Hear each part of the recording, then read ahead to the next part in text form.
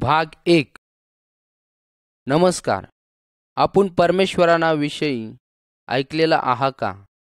ज्याने संपूर्ण पृथ्वी बनवी, त्याने आकाश आणि पृथ्वी बनवी आणि समुद्र, त्याने मासे आणि समद सगळा काही परमेश्वराने शब्दाद्वारे हिना व सर्व काही तिसाच घडना.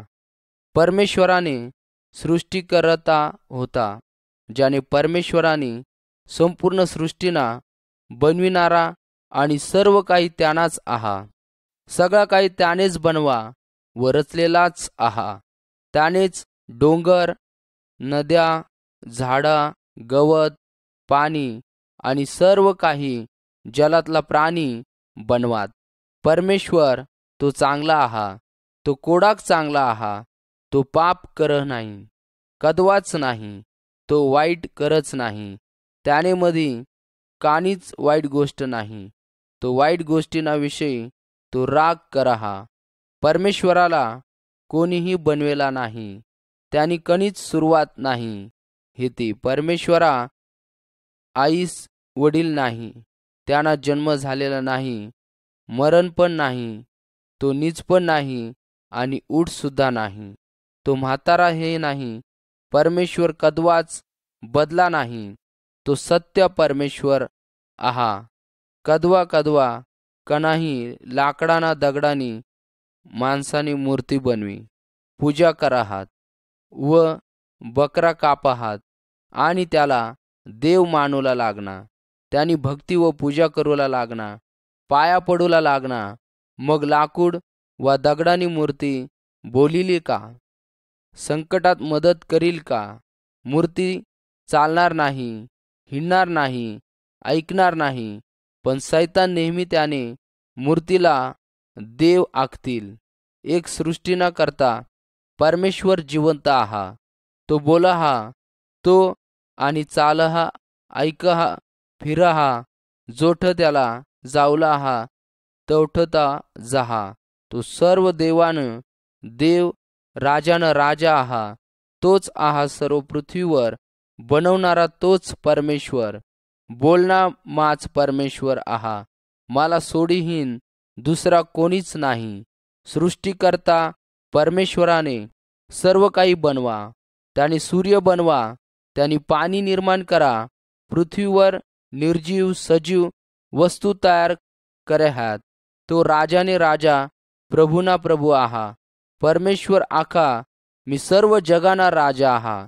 तो रातने सुद्धा हिरू शक. तो प्रत्येक प्राण्याना आवाज ओळख. परमेश्वरापासून कोणी लपणारा नाही.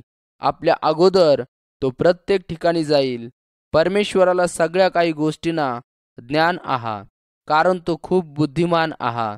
त्याला कोणीच फसवू शक नाही. मांत्रिक, सैतान, भूत त्याला काही करू शकत नाही. परमेश्वर कणीच गोष्ट वाईट करह नाही. आपल्या मनात काय विचार आहा ते तो ओळख. परमेश्वर दयाळूच आहा, तो सगळ्यावर प्रेम करहा. परमेश्वराला वाट की प्रत्येक मनुष्याने माझ्यावर प्रेम करावा. प्रत्येक मनुष्याने वाईट मार्गाना गोष्टी सोडी द्यावा, चांगला मार्ग करवा, सत्याने मार्ग धरवा. सारी सृष्टी निर्माण करी, नंतर हवा आदम निर्माण करात. त्यांना राहूसाठी देवानी यादेन बाग बनविली.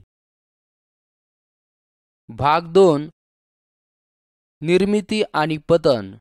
खूप जुनी गोष्ट आहा की डोंगरावर झाडं नाही होतात, प्राणी जनावर नाही होतात, पृथ्वीवर काहीच नाही होता. सर्व जग परमेश्वराने त्याने इच्छेप्रमाणे घडविले. हिरवेगार झाडं, जनावर त्याने आपल्या शब्दांनीच घडवाहात.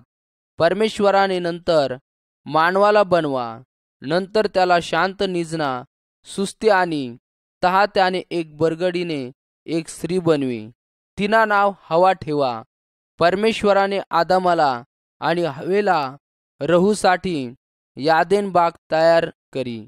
नंतर परमेश्वराने त्याला आखा, वाटल त्या झाडांना फळ खा, पण बऱ्या वाईटाना झाडांना फळ खायचा नको.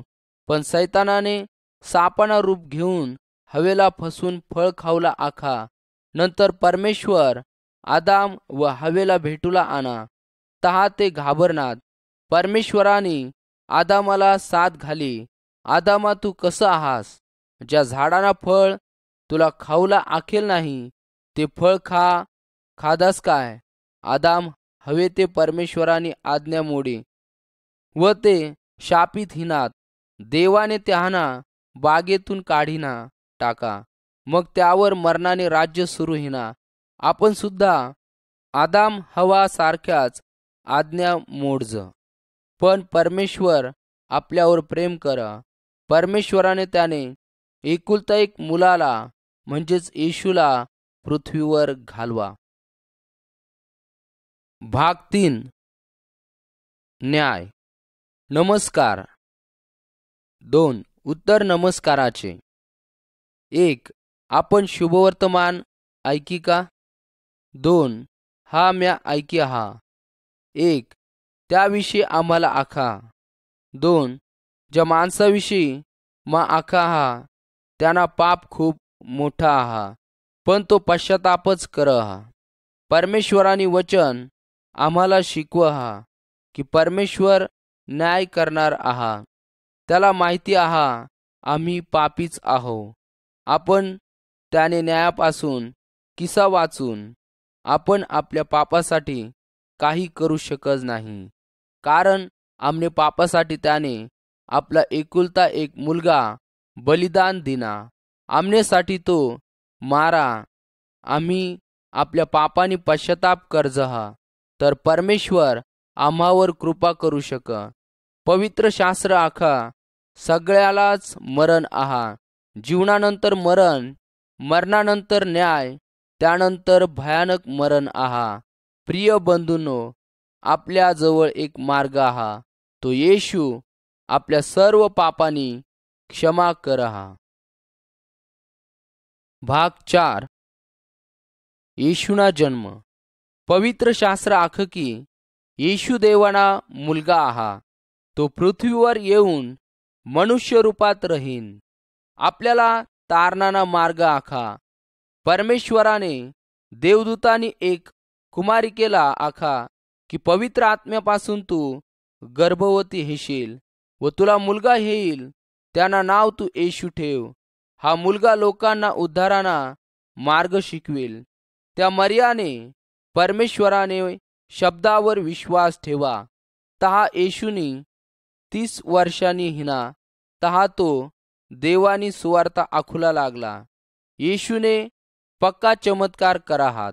येशूने आमच्या पापासाठी स्वतःला अर्पण करा. आमने पापाने किंमत त्याने मोजीन वपी व आम्हाला तारण मिळवी दिना. भाग 5. परमेश्वर आरोग्यच देई.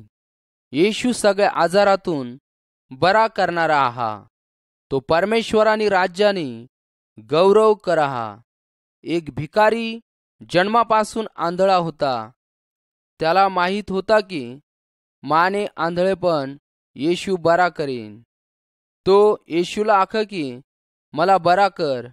मग येशूने त्या नजर दिना. तो भिकारी येशूवर प्रेम करीत राहिना व त्याने मागात चालूला लागणार. एकदा एक कोडाकना भरलेला येशूकडे आणा. येशूने त्यावर दया करी. तो बरा हिना. येशूना आभार माना परत आणा. येशूने त्याने पापानी क्षमा करी. येशू पृथ्वीवर 33 वर्ष राहिना. नंतर शास्त्री पुरुषांनी त्याला क्रूसावर खिळा. त्याने आमनेसाठी स्वर्गात जागा तयार करी. आम्ही परमेश्वराबरोबर किसा बोलवा. प्रभू, मा पापी आहा. मा सर्व पापासाठी क्षमा मागा. माझ्यावर कृपा करा. माना हृदय बदल. परमेश्वराला आखा मला वाचवल्याबद्दल मा आभार माना. भाग 6. मेंढपाळ. ही एक खरी गोष्ट आहा. एकदा येशू होडीत उतरना. एका माणसाला भूत लागलेला हेरा. येशू त्याने जवळ घ्या. भूताने येशूला आखा, तू माझ्याकडं कसा आनास? येशूने त्याला शोधा, तुने नाव काय आहा? तो आखना, मी सैन्य आहा. तहा येशूने त्या भूताला डुकराने कळपात घालवा. नंतर माणूस बरा हिना, तो घर घ्या. सर्व लोकांना नवल वाटा. येशू आम्हाला सैतानाने बंधनातून सोडवूला आणा. आम्हाला सैतानाबरोबर लढूला देवाकडं शक्ती मागूला पाहिजे.